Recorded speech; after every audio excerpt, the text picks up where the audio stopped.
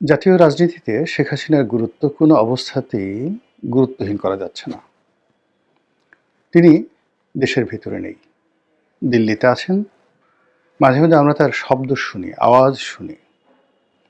কিন্তু গত ১৭ মাসে তার চেহারা, সুরত আমরা একবারও দেখিনি, যেটাকে ফিজিক্যাল অ্যাপিয়ারেন্স বলা হয়।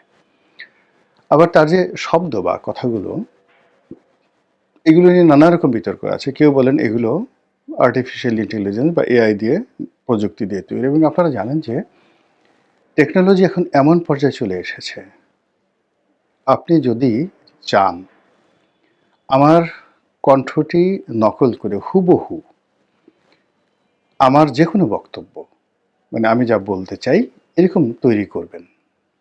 ইয়েস, ইউ ক্যান ডু ইট।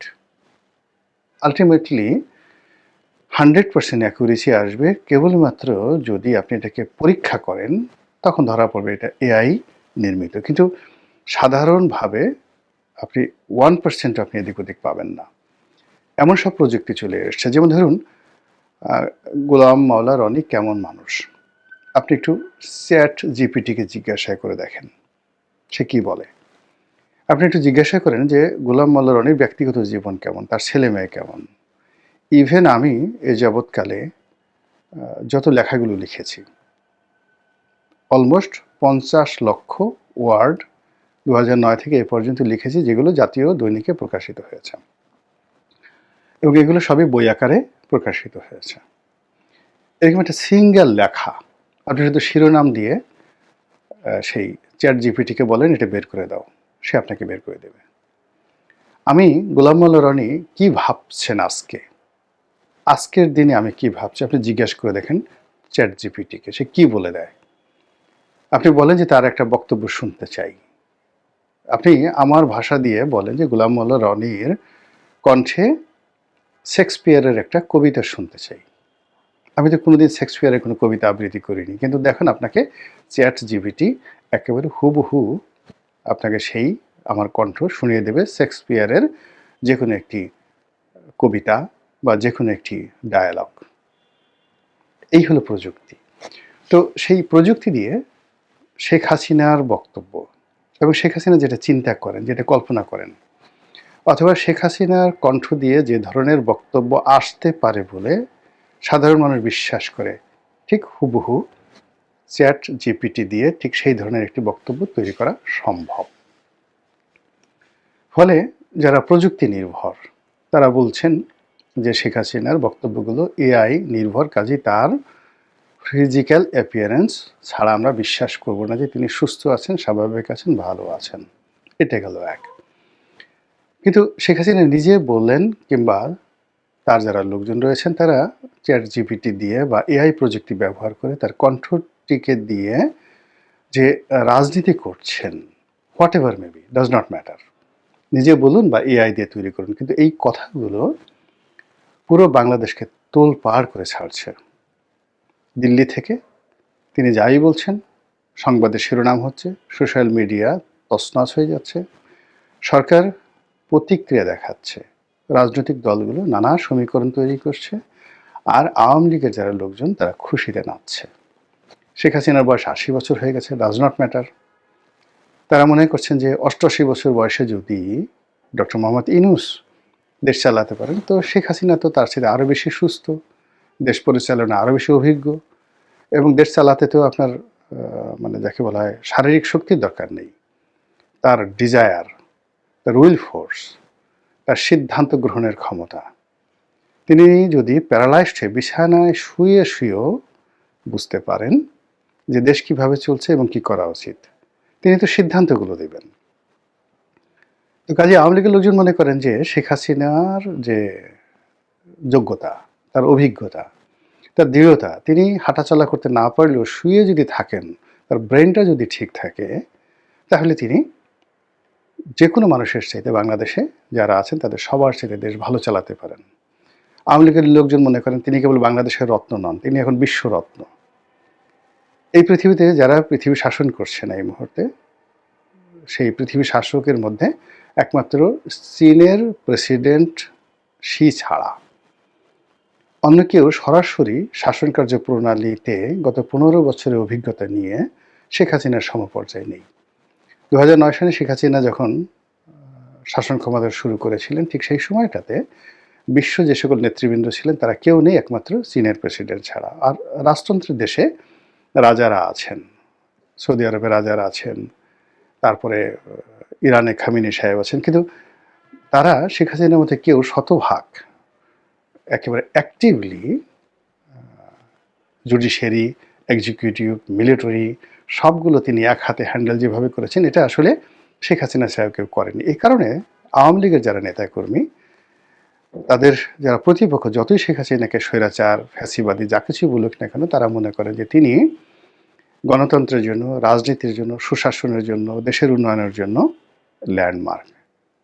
তো ওই যে তার যে কণ্ঠ, সেটা এআই নির্মিত হোক কিংবা তিনি নিজে বলুন, হোয়াট এভার মেবি, আওয়ামী লীগের লোকজন এটাকে মনে করছেন তাদের মানে প্রাণবায়ু। তারা যে বেঁচে আছেন, এই বেঁচে আসার নিঃশ্বাস প্রশ্বাস হলো শেখ হাসিনার বক্তব্য।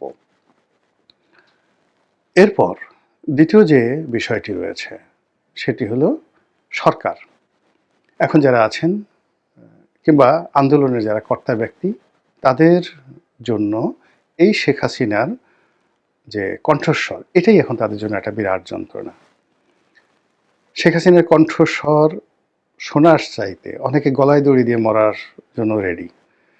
যে কারো কণ্ঠস্বরের সামনে যদি কানে কানে শেখ হাসিনার কাছে এসে বলে, কুক কেমন আছো মামু, ভালো আছো তো, এই যে কথাটা যদি শেখ হাসিনার এই বক্তব্য যে কেমন আছো মামু, দিনকাল ভালো চলছে তো, ঘুম ঠিক মতো হয়, শরীর স্বাস্থ্য ভালো আছে তো, এই কথা শোনার সঙ্গে সঙ্গে তার মধ্যে যে ভয়, আতঙ্ক, বিষাদ তৈরি হবে, সেই বিষাদের পরিবর্তে যদি বলা হয় যে তুমি এখন গলায় দড়ি দিয়ে মরো, সে বলবে আমি গলায় দড়ি দিয়ে মরব।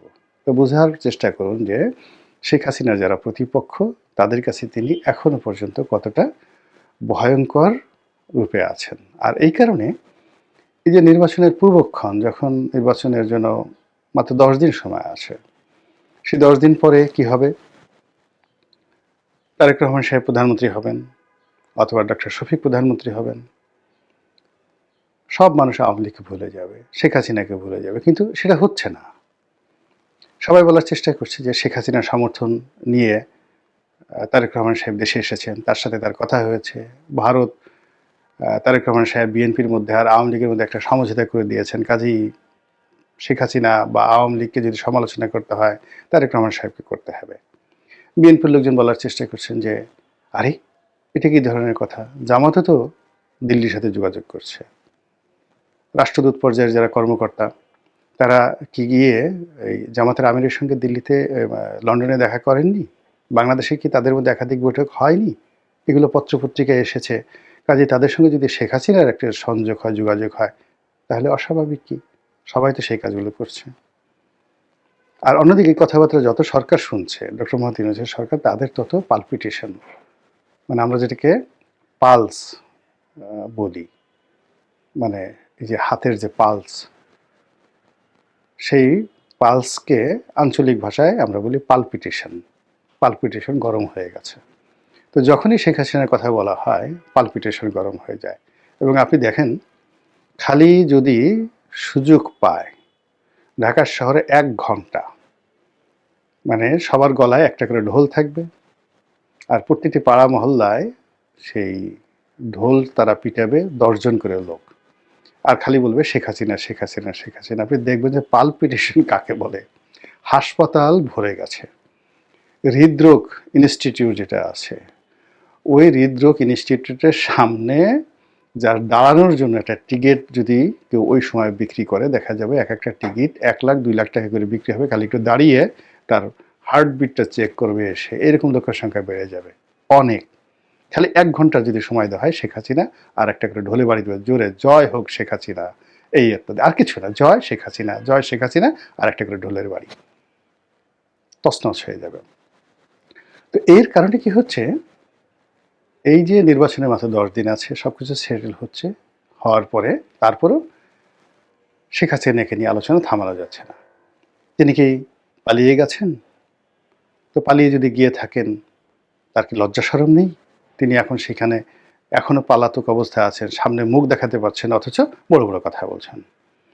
আবার প্রতিপক্ষ বলার চেষ্টা করছেন কিসের পালানো, তিনি তো রাষ্ট্রীয় প্রোটোকলে গেছেন, তাকে সেনাবাহিনীর হেলিকপ্টারে করে নিরাপদ জায়গাতে নিয়ে বিমানে তোলা হয়েছে, তাও আবার সামরিক প্লেনে তোলা হয়েছে। এরপর সামরিক প্লেন ইন্ডিয়ান সরকারের অনুমতি নিয়ে সেটা ইন্ডিয়াতে গেছে, ইন্ডিয়া সরকারের কাছে তাকে রাষ্ট্রীয় মেহমান রূপে হস্তান্তর করা হয়েছে, তারপর সামরিক প্লেন চলে আসছে। এটা কি ধরনের কথা? কেউ কেউ বলার চেষ্টা করছে আরে তিনি তো এখনো পর্যন্ত, মানে আর বললাম না, এখনো পর্যন্ত আছেন তার পদ পদবি নিয়ে। তো এই যে পরস্পর বিরোধী কথাবার্তা, সেই সব কথাবার্তার মধ্যেই আওয়ামী লীগের ভেতরে বাইরে, আওয়ামী লীগের পক্ষ বিপক্ষ, দেশের ভিতরে দেশের বাইরে, যেখানে বাংলাদেশের রাজনীতি নিয়ে কথা হচ্ছে সেখানেই অনিবার্যভাবে আওয়ামী লীগ চলে আসছে, শেখ হাসিনা চলে আসছে, এবং এই ভোটের মাঠে আওয়ামী লীগের আতঙ্ক বা আওয়ামী লীগের প্রেম, আওয়ামী লীগের প্রয়োজনীয়তা বা আওয়ামী লীগের অপ্রয়োজনীয়তা, এটাকে বাদ দিয়ে কোনো রাজনীতি হচ্ছে না। এবং 12 তারিখ সারা দিন যারা নির্বাচনে অংশগ্রহণ করবেন তাদের সকলের পালপিটেশন গরম থাকবে এই আওয়ামী লীগের ভোটের আতঙ্কে। ভোট কোন দিকে যায়, কার দিকে যায়? এটি কি হুজুরের দিকে যায়, নাকি এটি লন্ডনী মুফতির দিকে যায়?